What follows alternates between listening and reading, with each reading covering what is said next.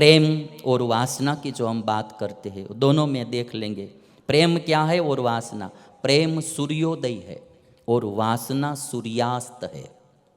दोनों की परिस्थिति तो स्थिति ऊपर से एक सरीखी दिखती है। जब सूर्योदय होता है तब भी वातावरण एक सरीखा बनता है, और सूर्यास्त जब होता है तब भी वातावरण वैसा ही बनता है।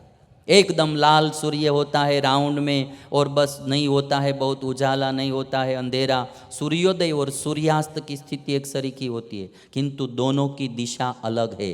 प्रेम सूर्योदय है। जिसके जीवन में प्रेम होगा तो सूर्योदय के बाद उजाला ही उजाला फैलेगा, और जहाँ वासना होगी वो सूर्यास्त है। सूर्यास्त के बाद धीरे धीरे अंधेरा ही अंधेरा जीवन में फैलता जाएगा। ये कथा बहुत समझने जैसी है। हमारा जीवन, अभी हम भगवान में भी जब प्रीति करते हैं न, तो भी प्रीति कम होती है, वासना ज़्यादा होती है। कुछ न कुछ मांगने के लिए हम भगवान में प्रीति करते हैं। पैसा दे दो, बंगला दे दो, गाड़ी दे दो, ये धंधा ठीक कर दो, रोग है तो दूर कर दो। कुछ न कुछ हमारा स्वार्थ लेकर ही हम भगवान में प्रीति करते हैं। हनुमान जी की तरह निस्वार्थ प्रीति जो करते हैं न, वही प्रेम कहा जाता है। मांगने का कुछ भी नहीं, बस हमसे जो कुछ बन सकता है वो काम करवाओ, बस कुछ लेना है ही नहीं। वो जो प्रीति है उसको हम प्रेम कहते हैं। हनुमान जी महाराज को जो राम में प्रीति थी उसको हम प्रेम कहते हैं। अभी हम हमारा स्वार्थ रखकर ही प्रीति करते, भगवान में भी, गुरु में भी, संत में भी, माता पिता में भी। पता चले कि अभी माता पिता के पास बहुत ज़्यादा प्रॉपर्टी है तो अच्छी तरह से देखभाल करेंगे, और पता चलेगा कि अब माता पिता के पास कुछ भी नहीं है तो वृद्धाश्रम में भेज देंगे, है ना। प्रीति भी वैसे ही करते हैं हम। तो प्रीति और वासना, उसमें ध्यान रखना है। कुछ भी नहीं है, हाँ, तो भी जो श्रवण जो अपनी माता पिता की यात्रा करवाते थे, है ना, कंधे पर लेकर, वो प्रीति कहलाती, वो प्रेम कहलाता है। एक बात शॉर्ट में आप समझ लीजिए, जहाँ कहीं भी स्वार्थ आएगा, हमारे सुख की भावना आ जाएगी, तो वो प्रेम नहीं रहेगा, वो वासना में परिणत हो जाएगा। और अभी देखेंगे प्रेम और वासना में, सूर्योदय और सूर्यास्त। प्रेम अमृत है और वासना जहर है। वासना जहर है, दुखी ही मार डालते कई लोगों को। और आजकल में हम देखते हैं, कभी कोई पत्नी, कोई स्त्री नारी होती है, कोई पर पुरुष में प्रीति हो जाती है, और अपना पति जो बाध रूप होता है, आड़ रूप होता है, तो उसकी हत्या कर देती है, पाप करवाती है। वासना क्या करवाती है? पाप करवाती है। वासना एक प्रकार का जहर है, खून भी करवाती है। और प्रेम जो होता है वो कभी किसी को दुखी नहीं कर सकता है, जहर है। प्रेम सुखप्रद है, सुख देता है, और वासना दुखप्रद है, वो दुख देती है। जो प्रेम है उसमें शांति मिलती है और वासना में अशांति होती है। तो हम सबको एक बात याद रखनी है, जीवन में प्रेम ज़रूर होना चाहिए, स्नेह ज़रूर होना चाहिए। स्नेह के बिना जीवन जीवन है ही नहीं, जीवन जीवन है ही नहीं। जिसके जीवन में कोई प्रीति ही नहीं है कहीं भी, तो उसके जीवन जीने की मज़ा नहीं आता है। तो आज एक बात मैं बताऊंगा कि प्रीति, स्नेह, प्रेम मिलना बहुत मुश्किल होता है। स्नेह बचपन में मुफ्त में मिलता है, स्नेह बचपन में मुफ्त में मिलता है, जवानी में कमाना पड़ता है, और बुढ़ापे में मांगना पड़ता है।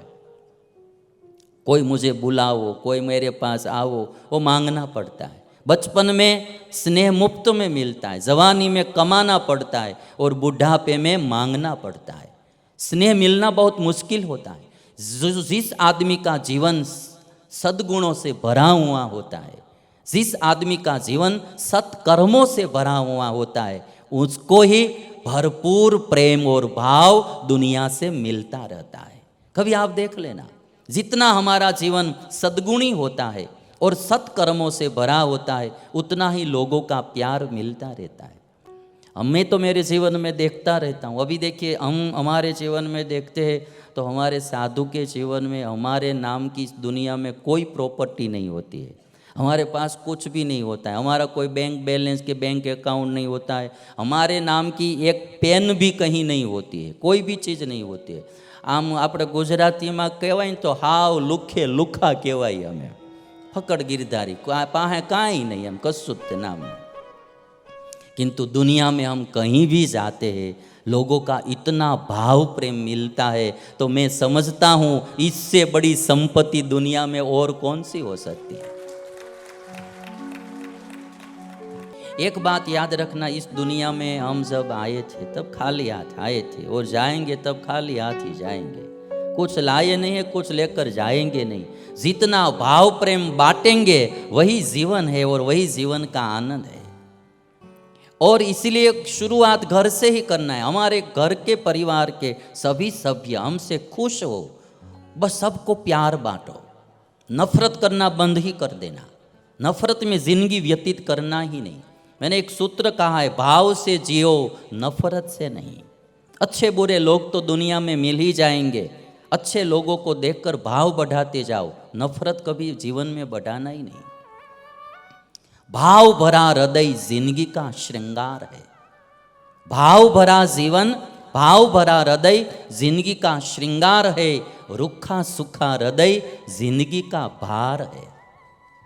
जिंदगी का श्रृंगार भाव भरा हृदय है, वही जीवन है। वही आदमी जीता है जो भाव से और प्रेम से जीता है।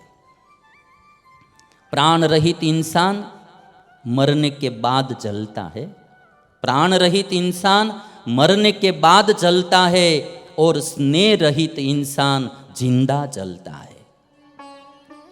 प्राण रहित इंसान होता है वो मरने के बाद स्मशान में जलता है, किंतु जिसके जीवन में कोई स्नेह ही नहीं है, किसी के प्रति प्रेम भाव ही नहीं है, तो वो आदमी तो जिंदा ही जलता है।